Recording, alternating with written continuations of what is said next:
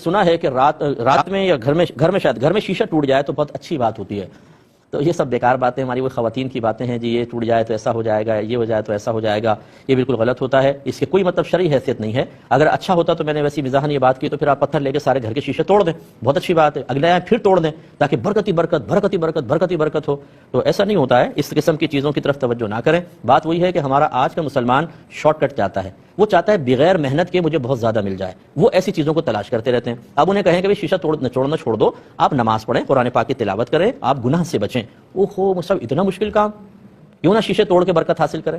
یا پھر وہی وظیفے ہیں, کوئی مجھے وظیفہ دے دیں, اولاد فرما بردار ہو جائے. نہ آپ نے علم سیکھا, نہ اولاد کو سکھایا, نہ ان کی دینی تربیت کی, نہ انہیں گناہوں سے روکا, نہ ان کو نیکی کا حکم کیا, نہ ان کو اچھی صحبت فراہم کی, نہ اپنے گھر میں اچھا ماحول دیا, نہ آپ رول ماڈل بن کر انہیں دین کی طرف, آخرت کی طرف مائل کرنے کے لیے تیار ہیں. ایک وظیفہ دے دیں, ان ساری محنتوں کو ہٹا دیں, ایک وظیفہ دیں, یہ پڑھیں, اور بچے سارے ہاتھ باندھ کے کھڑے ہوں کہ امی جان حکم فرمائیں. بیوی کو طلاق دینی ہے طلاق دے دیں گے, پوری تنخواہ آپ کو دینی ہے دے دیں گے, اپنے فلیٹ دکانیں مکان آپ کے نام کرنے ہو دے دیں گے. اگر آپ یہ خواب دیکھ رہے ہیں تو ان خوابوں کو چھوڑ دیجئے.